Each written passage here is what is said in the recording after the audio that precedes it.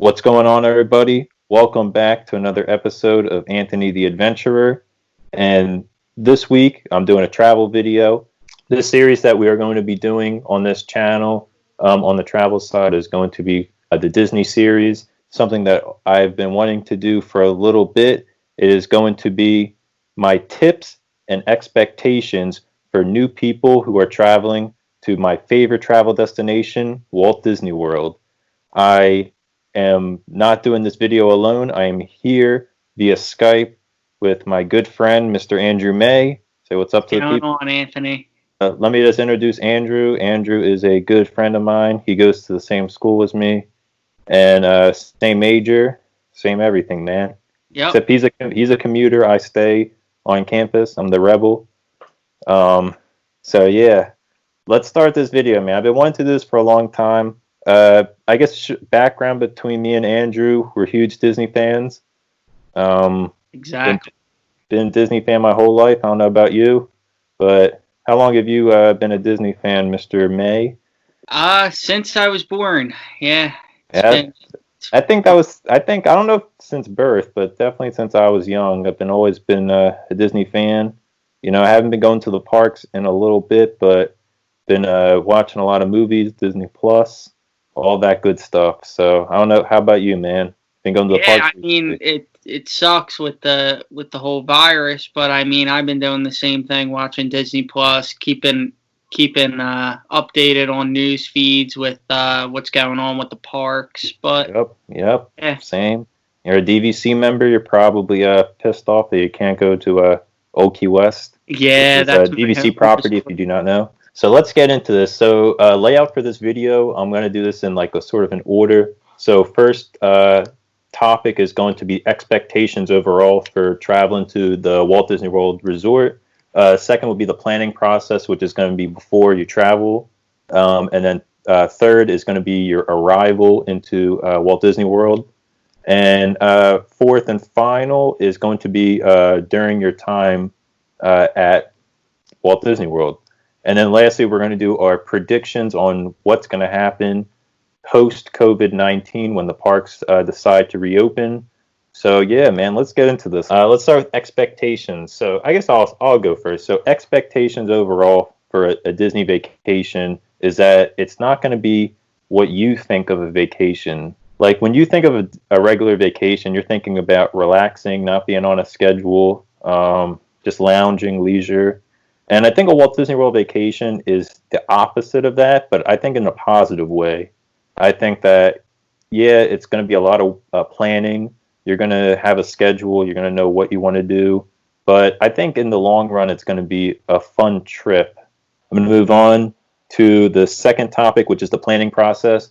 I'll let you start this topic. Yeah, there's a lot of planning that goes into your vacation. You need to make reservations as soon as possible to get the best restaurants, fast passes. You want to get those good time slots so you're not getting rides you don't want to go on. I don't know if you mentioned with the booking process, restaurants. Prior to your reservation, you can book it up to 180 days in advance, and Fast Pass, if you're staying on property, it's 60, right? Yeah, I think that a lot of people, especially first timers, and you know, even to a certain degree, people who haven't been to Disney World in a while, people don't realize the number of parks and the number of hotels that go into planning. So there are 4 parks at Walt Disney World. You have the first one that opened in '71. I got that date right. Magic Kingdom. You have Epcot, which opened in 1982. I got that. MGM Studios, or AKA Hollywood Studios, whatever you want to call it. We call it MGM over here. And you had the 4th park, Animal Kingdom, opened up 1998. And then you have 2 water parks, Typhoon Lagoon and Blizzard Beach. Blizzard Beach being like a ski resort type theme inside Central Florida. It makes perfect sense. Not really. But it's part of the magic. And then you have Typhoon Lagoon, which is like a water park based off like a deserted beach or something like that. I don't know what you would call it. And then you have Disney Springs, which is the shopping area, aka downtown Disney. Yeah, what we call it. I hate Disney Springs. I hate that name. Yeah. I like downtown Disney better. That's where all the shops and the nightlife is going to be at, and restaurants. And then you have hotels. Depending on your budget, hotel ranges can be pertaining to you. If you're on the low end of the budget, you want to consider the value hotels, which are, I'm going to get them all in one try: Pop Century, All Star Music, All Star Sports, All Star Movies, and you have Art of Animation, which is the newest one. Those are going to be on the cheaper end. And then moderate hotels, which is what I stay at. I stay at Port Orleans French Quarter, which is themed after like a New Orleans theme. And then you have its sister hotel, Port Orleans Riverside. You have Caribbean Beach or Caribbean Beach, Coronado Springs, and I think that's it. And then the Fort Wilderness Cabins are considered moderate. Yeah, and then deluxe is going to be on the more higher end. That's going to be your Magic Kingdom area hotels. You have Contemporary, Polynesian, Grand Floridian, and Wilderness Lodge. And if in the Epcot area, you're going to have Yacht and Beach Club, Swan and Dolphin, which are two hotels not owned by Disney, but they get a lot of the benefits that Disney offers on their on-property hotels. And then you have the Boardwalk. I think that's all the Epcot hotels. And then if you want to be in the Animal Kingdom area, the Animal Kingdom Lodge.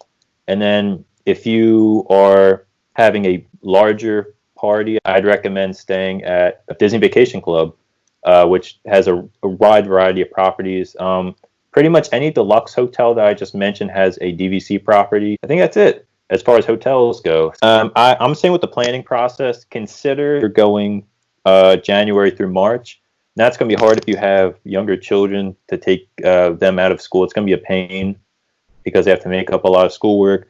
But I honestly recommend traveling January through March just because the weather is cooler in the Central Florida area. And I think crowds, they're going to be still crowded because I think the word's out because of people want to go to Florida because it's a little bit cooler than where they're at. So like we live in Pennsylvania. I would love to go to Florida in January because it's probably going to be around 70 degrees, really cool. So I think the word's out. So it's still going to be crowded, but not going to be as crowded as the summertime, obviously, because everybody has off. I think another thing to mention, the Disney dining plan. So when you book a Disney vacation, you have the option of purchasing a dining plan. If anybody does not know what a dining plan is, it's basically you prepay for your meals ahead of time. So let's just say if you get the moderate, that's what I get as well, the moderate dining plan. If you get that, I don't know, it depends on how many people are in your party, but it's basically like an added fee onto your bill. So let's just say, usually it's for my family, it's around $2,000 for the length of stay. And that includes, I think, per person includes 2 meals, I think, a day. You get a 1 counter service, one dining, 1 table service, 1 counter, 1 table, and 1 snack. So that's like the moderate. Oh, 2 snacks, yeah. See, thank you. So, but that's how dining plan works, and that's for the length of stay. And you get a refillable mug as well, which comes. Yeah, I gotta start drinking out of my refillable mug. I still have mine. I didn't have it for the video though. See, I recommend the meal plan, but some people want to stay on the budget, which is okay.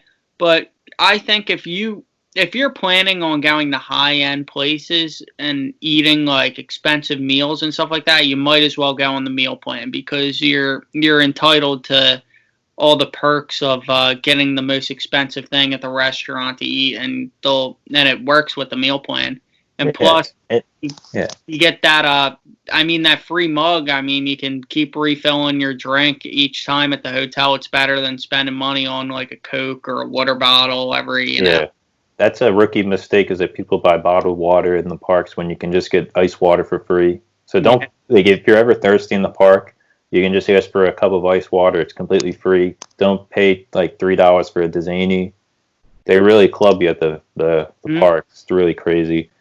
I think the mugs, I have a funny story about the mugs, is that right now it's chipped based. So like they have like a chip in it.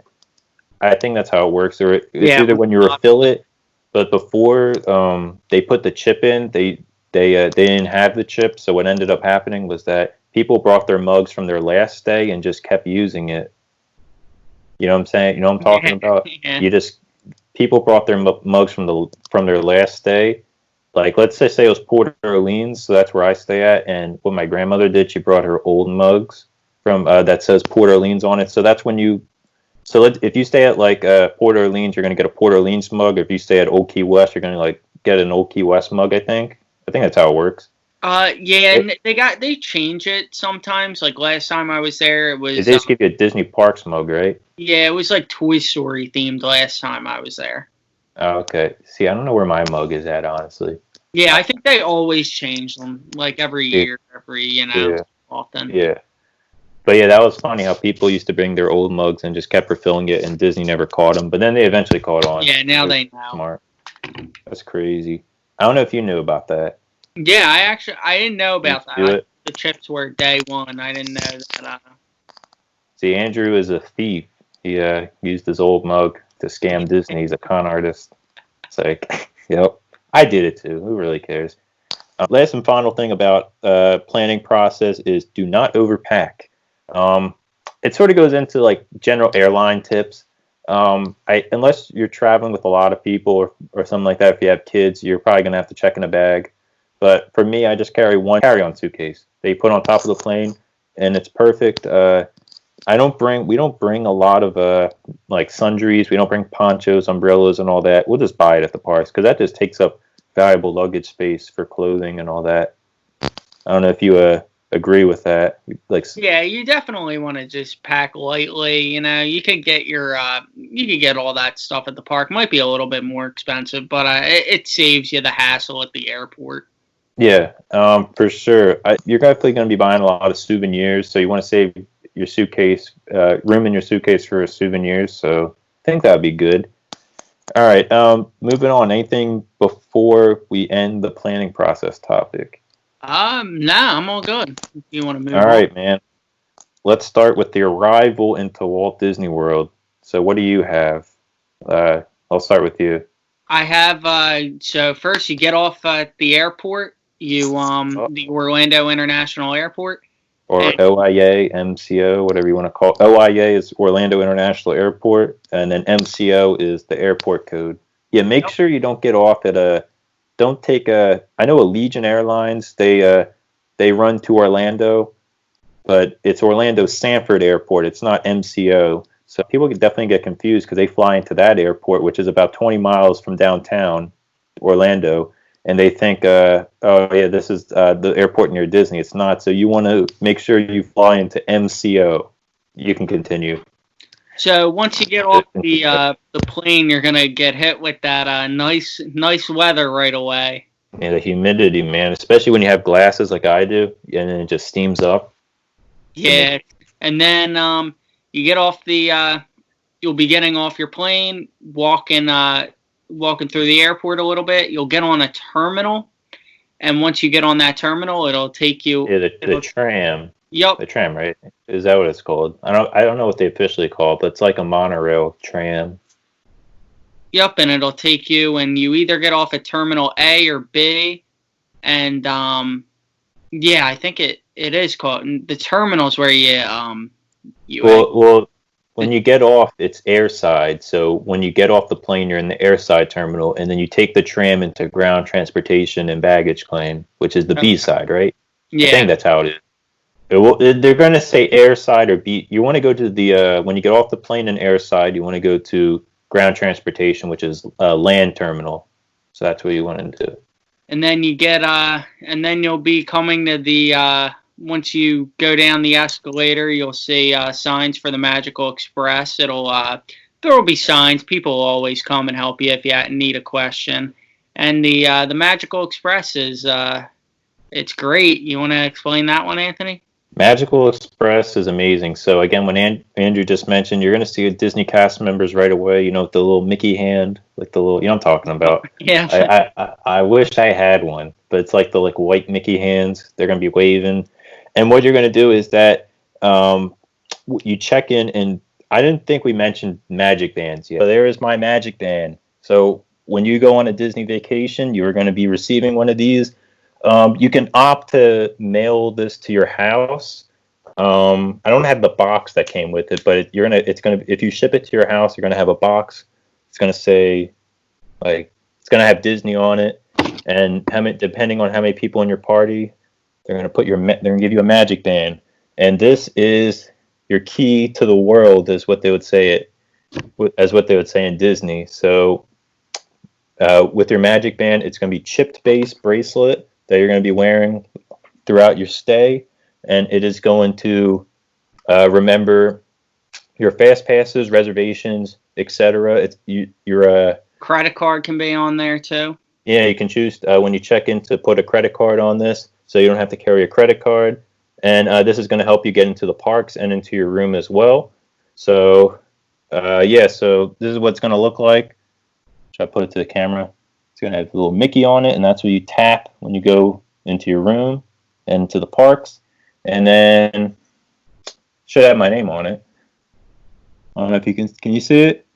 It'll have your name on it. Yep, now I do. Yep, Anthony. There we go. And then you can just adjust it to your size, but you're going to get this either mailed to you or you can pick it up at the hotel. But going back to Magical Express, they're going to make you scan your Magic Band, and they're going to pull up your reservation. And what Magical Express is your transportation from Orlando International Airport to your resort hotel.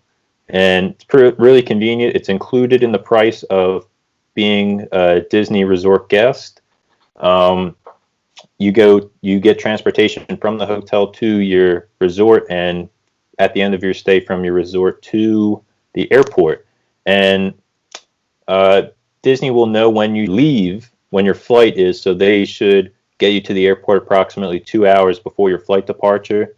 So that's always good. And there's only I don't know if there's certain airlines that only participate with Magical Express with regards to your bags. So what they do is that if you check in your bag at a home airport, you don't have to pick it up at baggage claim. They'll deliver it magically to your room, and it'll magically appear in your room. You know what I'm talking about, Andrew? Yeah. Magical.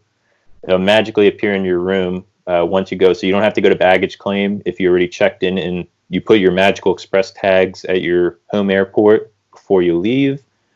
So the cast member will pull up your reservation and you just hop on the bus. They'll tell you what line to go to. Hop on the bus. You get to watch that cool video.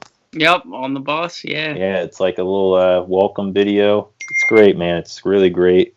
Makes you feel at home. And the bus ride to property is approximately, I think, 45 minutes, depending on traffic. Not too bad. It's air conditioned, especially in the summertime. It's relaxing. And I forgot to mention, if you do not check in your bags and you just have a carry-on bag, they'll just store it under the bus. So no harm there. And it basically takes you to the hotel and back. When your stay is done, it'll take you back to the airport. So that is Magical Express. I'm thinking when you get to your hotel, sometimes they'll give you a little bit of a hard time, but don't worry, they're there to work with you. If your room's not ready, they'll accommodate you somehow. Don't take out your frustrations on them. Well, you can get some people at front desk on college program. They need a little assistance from the manager. So yeah, what I recommend doing is online check-in. I don't think I've done it in a while, but what you do is that you check in, I think, either the day that you're leaving. So like the morning of, you'll just check in. I think that's how it works. And what you do is that you don't have to stand in line at the front desk to get your key. Basically, once you check in online, you just visit this one small desk that gives you your Magic Band. Everything's all laid out. They give you your room number, and that's it. So you don't have to deal with front desk interaction, which, depending on the time that you're traveling and what time you arrive at your hotel, it can save you a ton of time. Because check-in time is usually, I think, at 4 o'clock, and I think that's how it is, right? It's technically at 4. And if your room's not ready, and if you want to go to the parks the same day that you arrive, you just put your bags at Bellhop. They'll take care of you, and they'll give you a little ticket. And once your room's ready, I think Bellhop, they'll deliver it to your room, right? Yeah. They'll deliver it, so you don't have to pick it up and drag it all the way. Because that can be brutal, depending on the hotel you're staying at. If it's far, it can be pretty brutal. Far from the front desk. Yeah, I remember they put us Port Orleans is where I stay at, and it's not too big of a hotel, but they put us in the building all the way in the back, which sort of sucked. But it was a very far walk. But thank God for bellhop service, because we had a lot of bags. Yeah. All right, and I guess I mentioned this in what I just said. Arrive early and do stuff. So what I always do, I don't know if you do this. You get a morning flight, like a super early morning flight. Yeah, I've done that. Yeah. Yeah, we do. I usually do a 6 a.m. out of Philadelphia. I think it's like American Airlines always does it. And you get there at 8 o'clock, and usually get to property around 9, 10 o'clock, depending on if I miss the Magical Express bus, if I have to wait for the next one. And what we do, we always go like to Epcot. I think that's our tradition. We go to Epcot the first day, just to take advantage. And same thing if you're leaving, I'd recommend their last day when you have to depart, do a late flight out of Orlando. I think we usually do like a 4 or 5 o'clock, just so that we have the day to just, we don't have to wake up super early. We can do our last minute gift shopping, if you know what I mean, and just head to the airport. You don't have to worry about catching an early flight. So, yeah. Do you do that? You do take a late flight out of Orlando? Yeah, I've done both. I've done arrive there early or late. If I arrive there late, I'll usually just, once we get there, we'll go right to sleep and be ready for the next day at the park. But I've never actually, I don't think I've ever went in the middle of the day. Like, I don't think I've ever shown up there at like 1 or 2 p.m. Yeah. Lines at MCO for security can be brutal, so maybe the late flight out of Orlando could be, or the early flight could work for you. But yeah, now this will depend on where you're flying out of. If you're flying out of a big airport, you should have a lot of options with regards to flying into Orlando. Like at Philadelphia, where we fly out of, there's definitely a lot of options. I know you like American, Frontier, Spirit. Delta goes to Orlando, but if you're flying out of a very small airport, you may not have a lot of options with regards to time. So you may honestly only have a late flight going into Orlando or an early flight leaving out. So it can, you have to keep that in mind of what airport you're flying out of. So yeah, that is the arrival. All right, going into the third topic is going to be tips during your time at Walt Disney World. So, do you want to start this, or you want me to start? I'll start this. You want to try to go to the parks as early as possible. You'll be able to get your all the rides you need to done early. You'll be able to get home afterwards and take a nap and relax. Like if you decide you don't feel like waking up and decide going to the park at 10, 11 a.m., it's set up for disaster. You're going to get nothing done.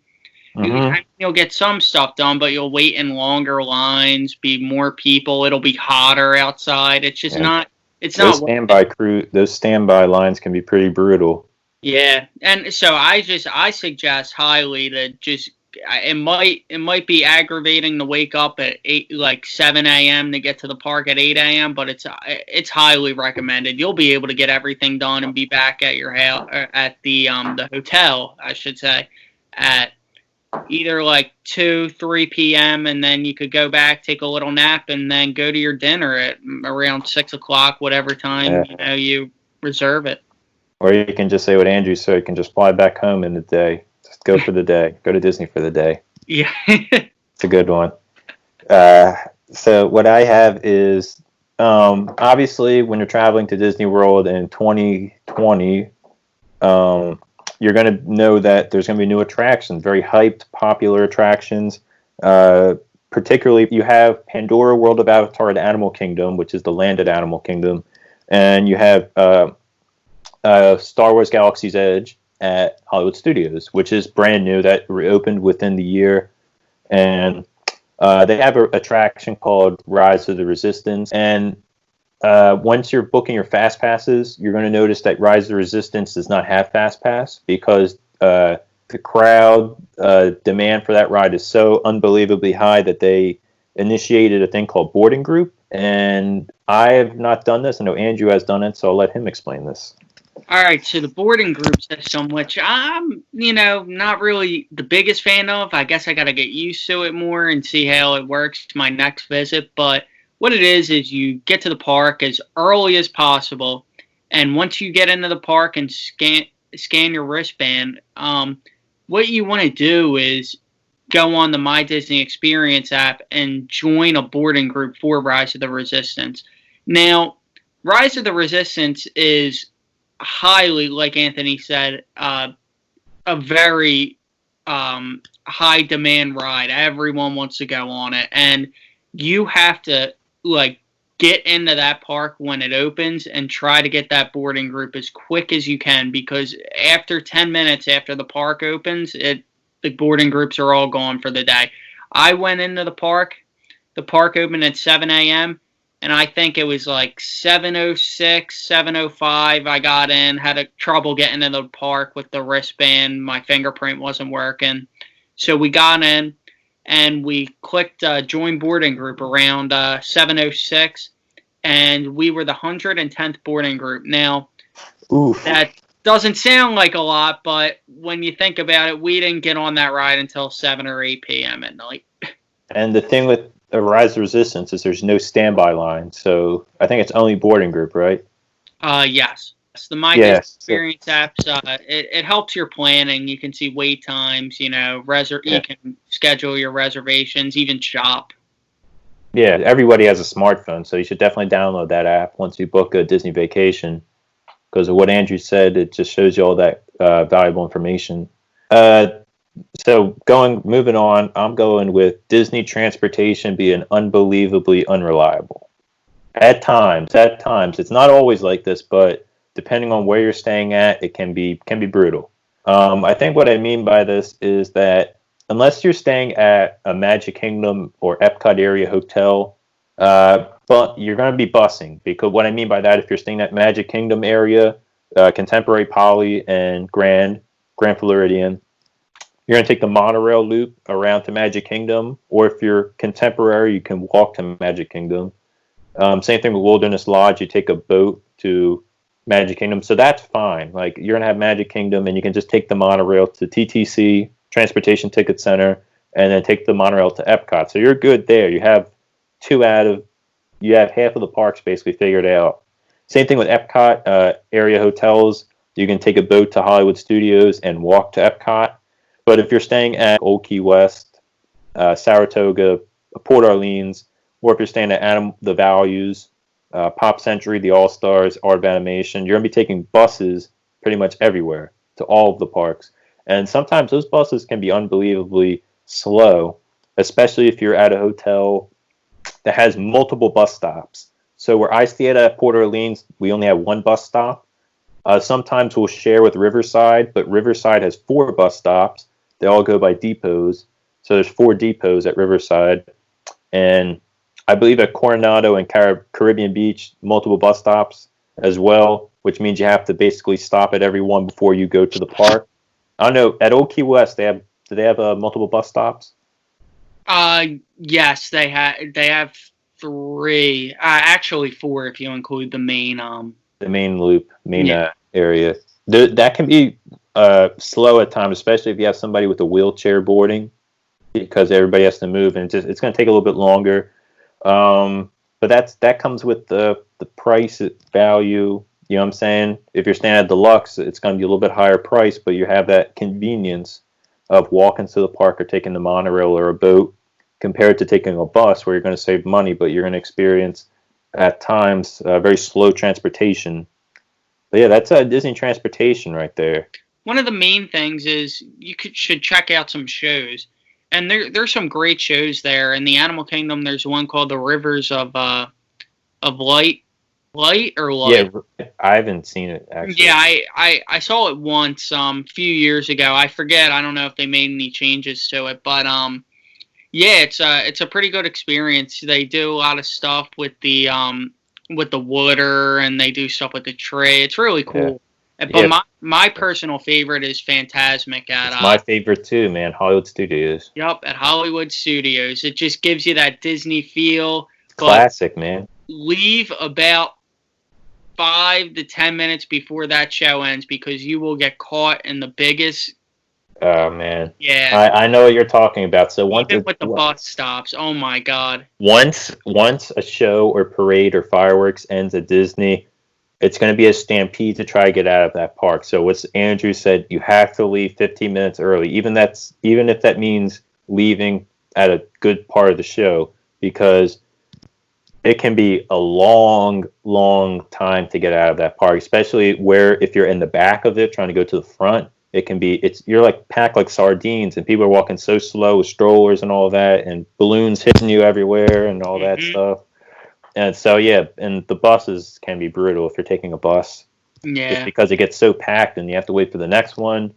But yeah, man, that's a good tip. I'm going to say take your time and enjoy your time at Disney. So, like, what I mean by that, it should be, I think it's a very slept on tip, because everybody who wants to go to Disney wants to do a lot of things. And I see people all the time in the park tired out because they were running around all the time trying to go to this ride, that ride, they have a fast pass for this.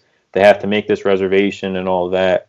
And I think a lot of people don't just take the time to enjoy their experience. And I think there's a lot of ways to enjoy, just to relax in the parks. You can just sit on a bench. That's what I always do. I always just sit on a bench. It's included in park admission. Just go to a show, like what Andrew said. There's a lot of shows, like ride type shows. My favorite is at Magic Kingdom it's called Carousel Progress in Tomorrowland.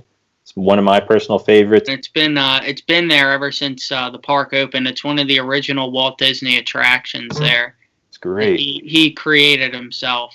And it's basically like a trip through time, I guess you would say. Like, it starts in through the 20th century. 20th century, and then it goes into the 90s, which I think that's due for refurbishment, because we're in 2020. Yeah. 20 years has passed. So you have that. You have in Tomorrowland Transit Authority. Tomorrowland, the People Mover is what it's called. It's basically like a conveyor belt type ride throughout Tomorrowland. It's really relaxing. Feel the breeze running through it. It's great. Epcot, you have a lot of the shows in World Showcase. You have like the O Canada show with Martin Short, which is hilarious. You ever seen that one? No, I actually never did. It's pretty good though. It's the standing. You have to stand, but it's really cool. It's a 360 show, so it's like screens all around you, and it's Martin Short, and it's hilarious. And you have that. You have the one at France. You have like the France show, and then Hollywood Studios. You said Fantasmic. That can get crowded at times, where like it's not as relaxing. But usually for those rides, there's really hardly a wait. Yeah. But yeah, that's my tip for that, is enjoying your time and doing a lot of relaxing attractions. Lastly, the last one I have is extra magic hours. And the extra magic hours is if you are staying at a Disney Resort hotel, each park has extra magic hours, and it's kind of like a free perk each day. So like the Magic Kingdom on Monday might have get in early, an hour early. Animal Kingdom the day after, might let you stay an hour later. But I think it's a really good idea for you to go base your days and your reservations off the parks with extra magic hours. And what I mean by this is if you want to go to the Magic Kingdom during your stay, which you will, you definitely want to go on the day with the extra magic hours and schedule a restaurant at that park too, or in one of the hotels nearby, because with the extra magic hours, it actually cuts off a lot of the capacity in the park, and you'll be able to get on a lot more rides than you'd think. Like, I've been there. We'll close the park to all people that aren't in resort hotels around 10 o'clock, and the extra magic hours will let you stay till 12. And yeah, it's a good move because you get to go on, rides that you wouldn't get to go on at 4 or 5 o'clock in the evening. Yeah, I definitely agree. And cast members do check if you're a resort guest, and so you can't finesse Disney in that way. That's a good one. Magic hours are definitely clutch. You know, honestly, with magic hours, I don't recommend doing making a fast pass for an attraction like a popular attraction because you're in the park early Yeah. anyway. So the standby line is going to be so short. You can use that fast pass for something else. Yeah. So that's a good one. I was going to say, like, do certain things that pertain to your group that you're traveling with. So what I mean by that is, if you're traveling with young children, you're going to do things like character meet and greets, character meals, attractions geared towards, little children. And then if you're traveling more with like teenagers, adults, you're probably not going to be doing all that stuff. You're probably going to be doing a lot of thrill rides, doing a lot of recreation, around the property, water skiing, wakeboarding. But yeah, do things that pertains to you. And this goes with budget as well. If you're on a strict budget, don't be pressured into staying at like the deluxe hotels because we're trying to make the most out of our vacation. We have to stay at a deluxe hotel because it's so iconic and it's so great. But if you're on a short budget, just stay at the value hotels. You're going to have a good experience still, even though you're staying at a value. A lot of people try to go over budget. And, if you're on a budget, you have to stick to that budget. I think a hack that I have with regards to character breakfasts or theme park breakfasts is that a lot of the 4 Disney parks offer breakfasts that you can partake inside the park. For example, they're not all character breakfasts, but for example, Magic Kingdom, you have Be Our Guest Crystal Palace, which is a character breakfast, and then you have Epcot, you have Garden Grill or Akershus at the Norway Pavilion, and Garden Grill is at the Land Pavilion, and then you have Hollywood Studios, you have Hollywood and Vine. I believe I think for breakfast. Yeah, they do a breakfast. But what you can do is that, especially at Magic Kingdom and Epcot, you can book a breakfast and you are allowed to go to the park. I think the earliest reservation you can do is 7 a.m. So I recommend doing this on a non-early magic hours day. So pick a day that the park would regularly open. Usually it's at 9 o'clock.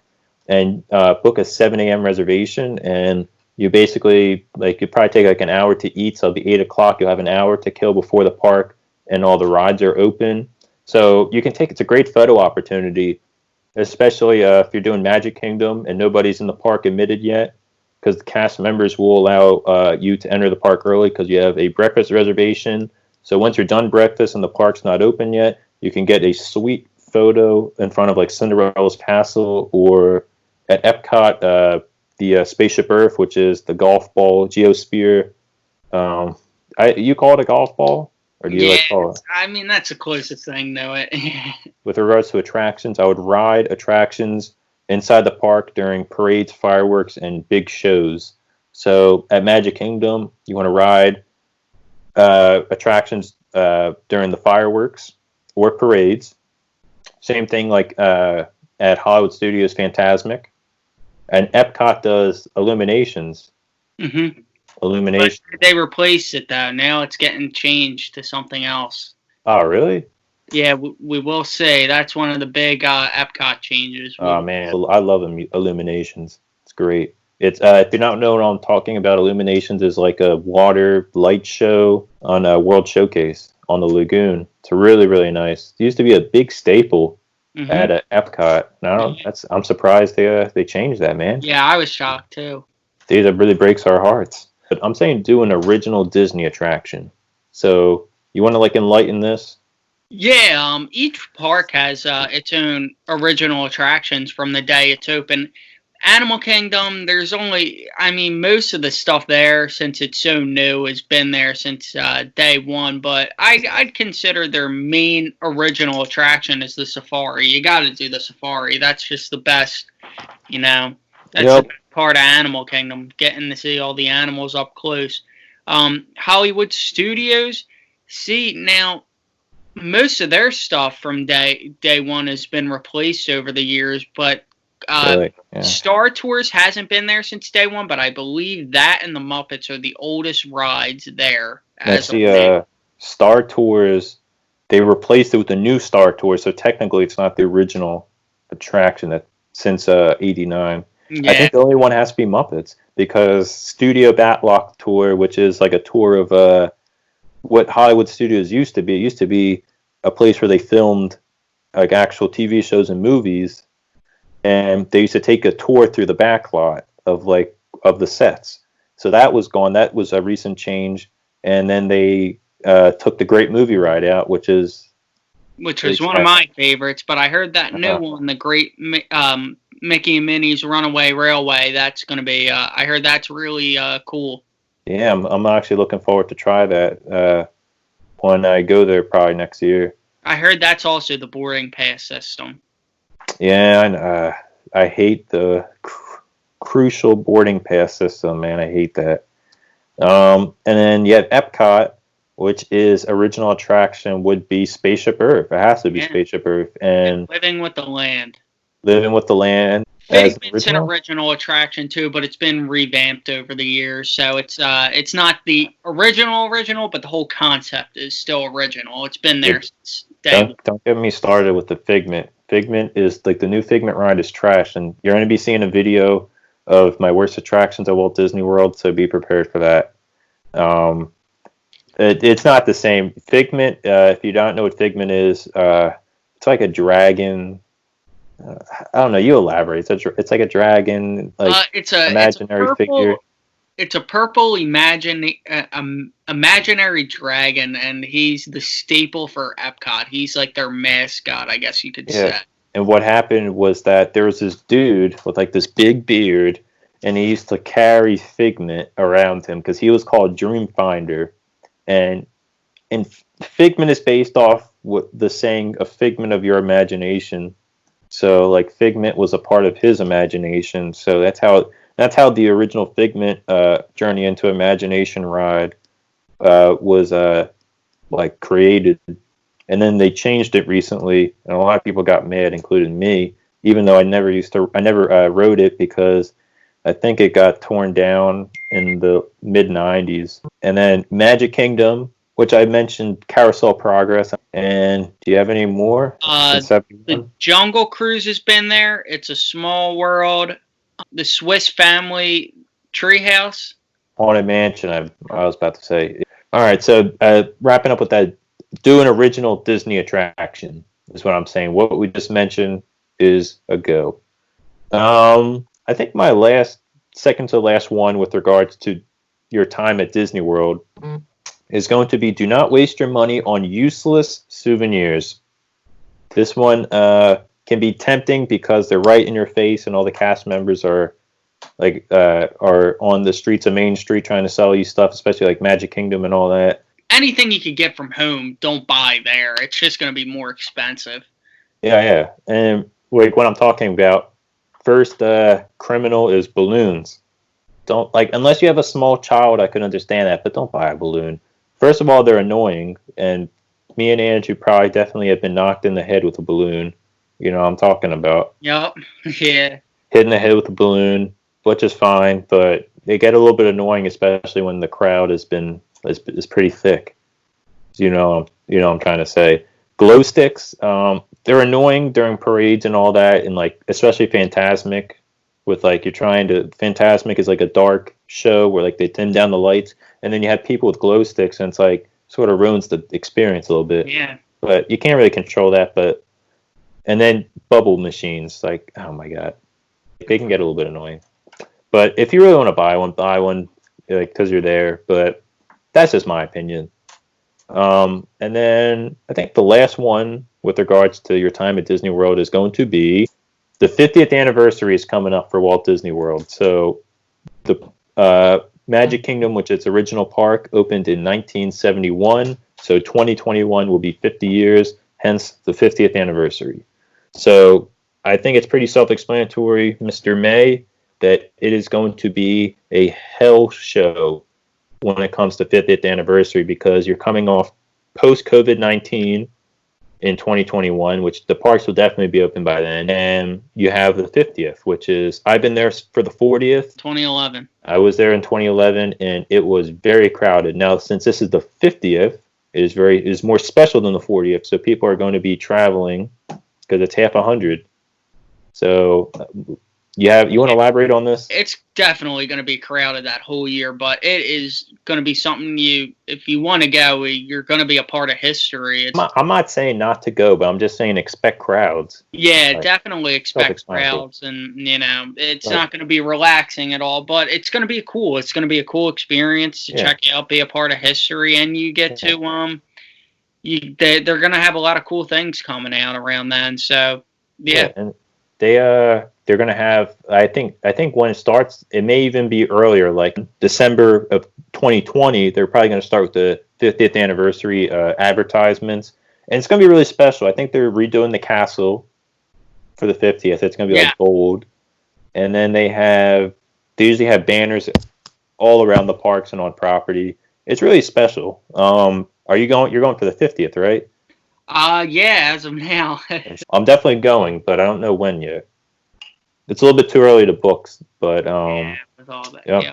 So that is going to wrap it up for our tips and things to know for first-time people traveling to Walt Disney World. So lastly, we are going to make our predictions since we are in the COVID-19 pandemic and Disney World is closed right now. We are going to do our predictions for what's going to happen to Walt Disney World when they open post-COVID-19. So yeah, as of now, it looks like they're going to be holding off on reservations for the next couple months, I believe, till July.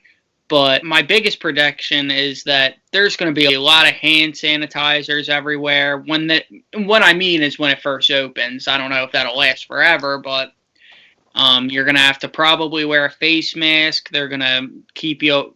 Restaurants are going to be, limited capacity. Same with the parks. You're going to have to be far away from each other, I think.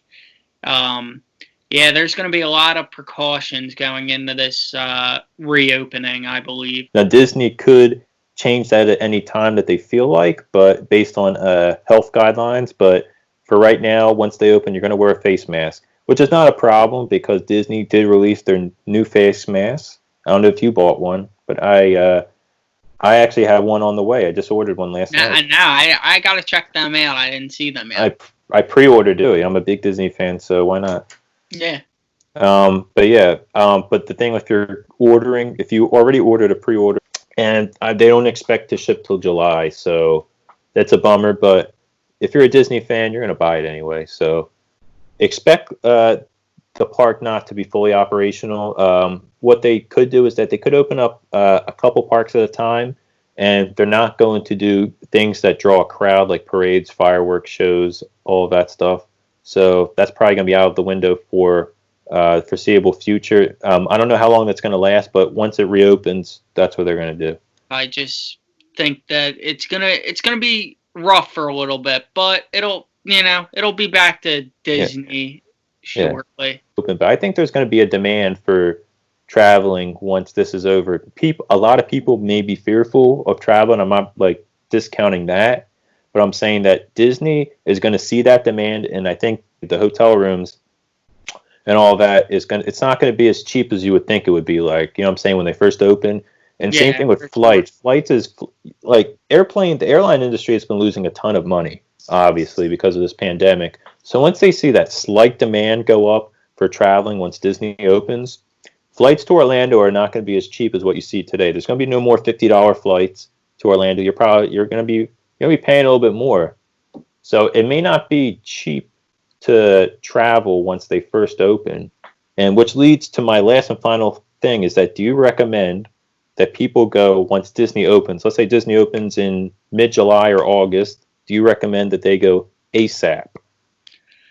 I think saving money-wise, I think you could, because I think that flights are still going to be a little cheaper just because a lot of people still aren't going to want to go.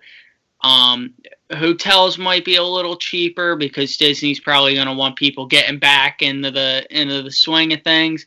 I could see it being on the cheaper side, but it's not going to be the Disney experience. Plan your trip in late 2020, early 2021. Get it get it going then. You don't want to go to Disney and have to wear a face mask in 95-degree weather. It just isn't worth it. My thing is that it depends on your financial situation and also what you are feeling. Now, if you're a diehard Disney fan, you're going to be going probably ASAP. If traveling to Disney is like it's a lot of money for you, and if this is like your main vacation that you've been saving up for, I don't recommend it because you're not going to have the full Disney experience, as what Andrew said, as what they would do for the 50th. So I recommend going in January or later. But for me personally, 2021 for the 50th anniversary is great. Because you are going to be experiencing that very magical celebration. So that is going to be our tips for first-time travelers or people who haven't traveled to Disney in a very long time. And that is our post-COVID-19 predictions. Again, I hope you guys enjoyed these tips, especially if you're a first-time traveler to Disney. I hope these tips and suggestions from seasoned Disney experts like me and Mr. May will help you guide your Walt Disney World vacation. Yeah, your next trip, man. Hope you guys use this information to heart. So thank you for watching. I know this video is getting a little bit long, but thank you guys for watching another episode of Anthony the Adventurer. Yeah, it's going to be fun. Yeah, Mr. May will definitely be a part of these, and probably a couple other people. Will see how it goes. Yeah. Yep. All right, so thank you guys for watching. Thank you guys. For another episode of Anthony the Adventurer. And we will see you guys next Sunday for another video. Peace out.